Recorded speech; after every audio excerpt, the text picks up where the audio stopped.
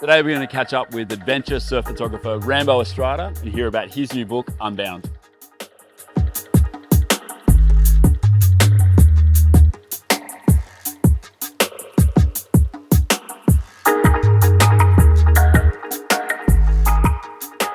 All right, Rambo, for those who don't know who you are, do you want to give us a little intro of who you are and what you do? Yeah, sure. I'm Rambo Estrada, so I'm from New Zealand. Been a full-time photographer for just over a decade, and I'm best known for shooting sort of empty-ish lineups in New Zealand. Is probably drilled down to what I'm known for. And I often do a lot of trips on my own, which I find is the best way to get empty waves. And so tell us about this book, Unbound, which is obviously your first solo book project. Yep. Tell us about the process and a little bit of the motive behind creating something like this. Yeah, so I've always been asked for a book, and there's a lot of people that are real passionate about New Zealand, so they want to see something from New Zealand, and they want to see it from me, I guess, because I'm that guy.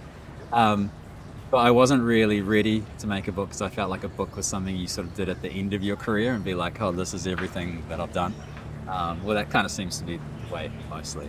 But then I still wanted to do something, so I decided to make it more of a road trip book and sort of put a time span on it. So around about 18 months of, not 18 months continually on the road, but 18 months of all the road trips I did in that time.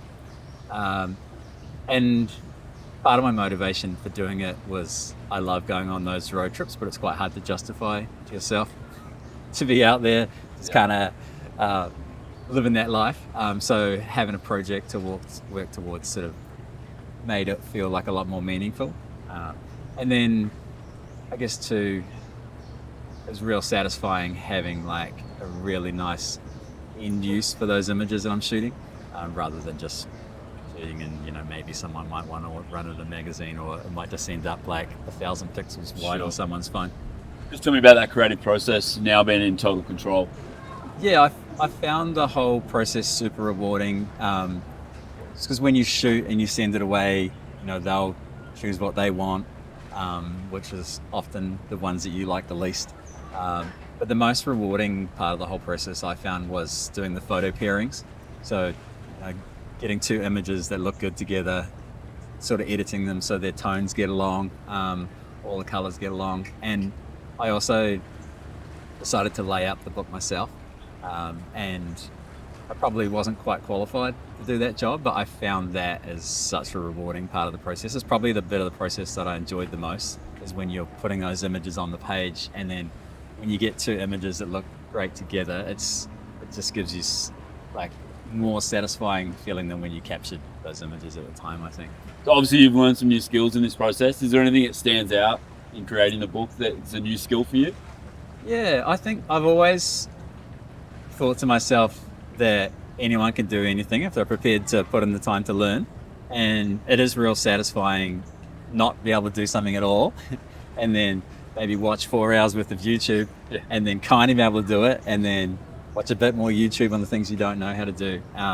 But yeah, using InDesign I found really satisfying, and I sort of knew a little bit how to use it from using it in the past, but just how efficient it can be when you really know the ins and outs of it. Sure. Yeah, that's probably the best skill. And then writing doesn't really come that easy to me. One thing with the book is I didn't want to name any locations. So even the locations that everyone knows. So Raglan, for example, I just didn't even want to have it on the page. So I wanted the book to have like a bit more of a sense of mystery, so people could pick it up and they're like, wow, all these amazing spots are out there. I had no idea there was this in New Zealand, so maybe I should go out and do a road trip and explore this stuff for myself. And so, but because of that, that's the easiest thing to write about in a caption, right? It's like, here I am at Raglan, and Raglan is this and that. But I wanted the captions to be a bit more meaningful, and a little bit, like, so you could sit down and you could have a little read about each photo. And that was quite a challenging part of the process. It was fun at first, but then when I realized I got to do that 300 times, I went to some pretty dark places. It took me about a month to write the captions. And obviously it's a really big, thick book with lots of great memories in there. Is there a standout session from the book or that 18-month period of creating the images for this book that kind of stands out for you? Yeah, there's a spread in there, and it's actually my dad passed away, and I was in the South Island, and I couldn't get a ferry home for a couple of days. So I would have liked to have just gone back that day, spend time with my family, but it was the ferry sailings in New Zealand.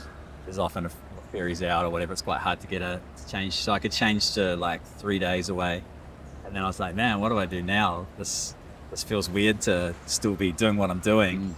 But I went to, there's a right point break down there, and I had a couple of friends that were in that zone, and I just spent those 3 days from sunrise to sunset sitting on the point, either surfing around the campfire, making lunch, making dinner. And I think my dad would have loved that's what I did with that time, because he knows that's what I enjoy. And for somehow it made that experience feel a lot more real, I guess. Yeah, amazing. Yeah, that was probably my favorite, even though it was like a sad time. That was probably my favorite memory from the book, is just spending those times there. Such a memorable time. Yeah. That must be a pretty common thread with some of the moments in the book, by the sounds of it, where you're the only person there seeing these little moments, and there's just, you look around and there's no one else. Is that something that happens? A lot of it is from solo swims, for sure. And I used to shoot a lot with surfers when I started, but I've found it a little bit frustrating, because you might be swimming for 3 hours, you're in the perfect spot, the perfect wave comes through, the guy gets it, and then all of a sudden he does like a double shucker or something as he's in the tube, and you're like, oh man, that's, like, you're so reliant on what the surfer is doing. Yeah. And I found that quite frustrating. So I figured if I could take that out of the equation, then it was just me and the ocean. Then if someone messes it up, it's me. The ocean's never going to mess it up. And I find that so much more satisfying. So that's part of the reason why I do go more to these out of the way places. So it is just me, and I find that so much more rewarding. And I feel like an empty wave resonates with a lot of people more than a shot of someone surfing, because they can imagine they were there, or if they were there, or they could go to that place and they would catch that empty wave. And I feel like the wave's more beautiful on its own. It doesn't really need someone else on there. And there's a lot of obviously unknown faces in this, characters from around the place in New Zealand, both islands, obviously north and south. Tell me a bit about some of those characters, and are they previous friends and these news people that you've met on the road, or how did you go about choosing who would be documented? So I had a long list of people that I thought were interesting characters in New Zealand surf culture, and I wanted to have good surf content of each person. So that was a challenge straight away to, because I didn't want to have token surf shots of anyone. I wanted everyone's surf shots not to look out of place with the rest of the photography in the book.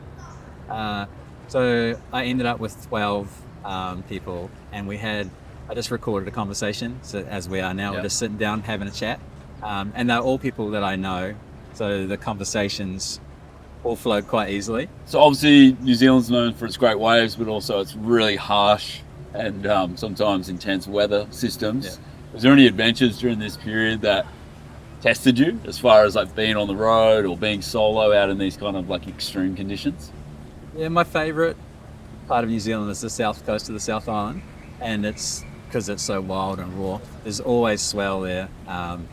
Surprising, the winds offshore down there a lot as well, but it's really hard to leave there. So when you get there, like if I was on the Gold Coast, for example, I looked at the long range forecast, you'd be like, oh yeah, swell dies, it's gone for a week.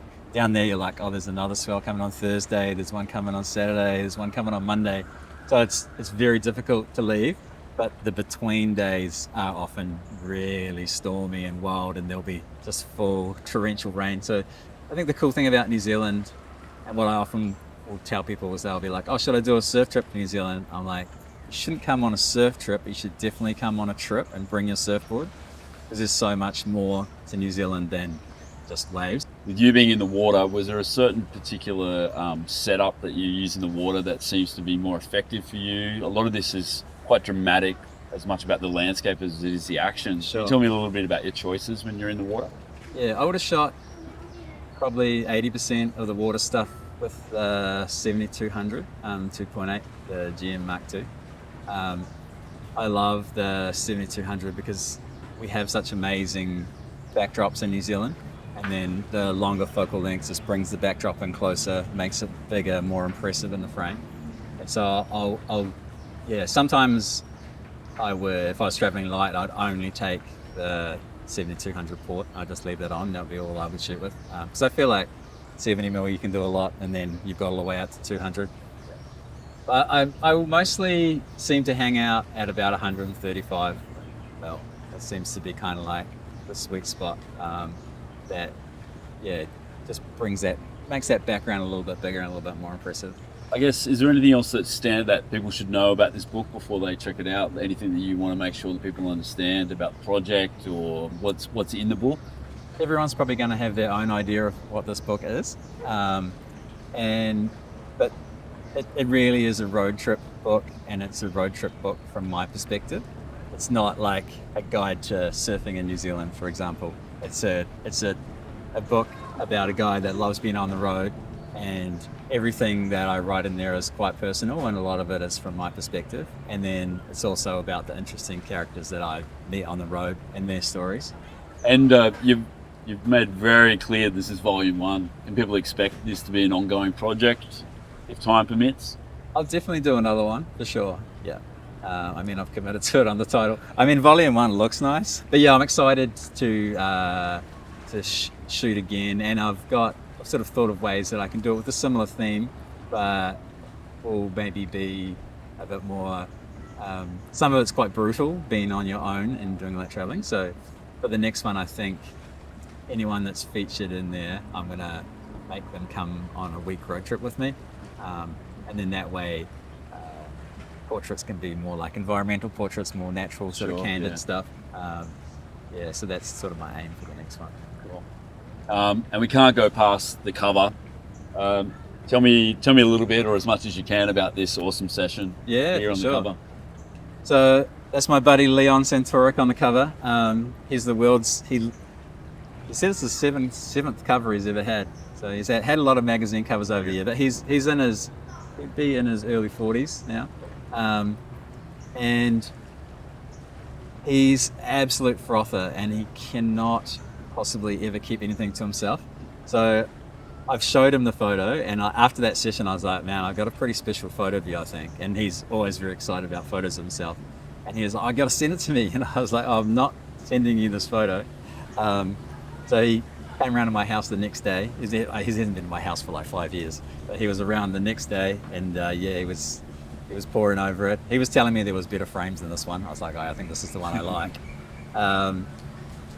And then I kept it a secret from him that it was going to be on the cover.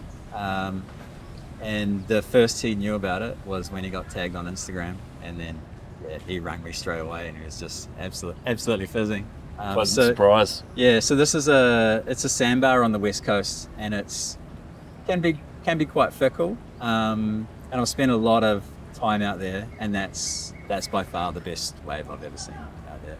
Right? So classic with the guy in the foreground as well. Just that really gives you that vibe of just one of those days where everyone is excited, even if you're not on the wave, you're excited to see someone on those waves. Yeah, it's a wave that breaks quite far out to sea, and it is just really like a local crew of guys. Everyone sort of knows each other there, so everyone's pretty pumped. There's actually Billy Stearman, who is our 2-time Olympian, that's got his hands up there. Awesome. So there you go, double shooters as well on there. It's classic. How's the response been at home, Rambo? Just while you're flicking through, everyone at home's excited about it. Yeah, and everyone's really supportive. So many people sharing, and it's cool to have that documentation of our local culture for sure. There you have it. This is Unbound, Volume 1 by Rambo Estrada. Definitely check it out and head to Rambo's website and pre-order a copy now in time for Christmas. Every order you get a free one of these.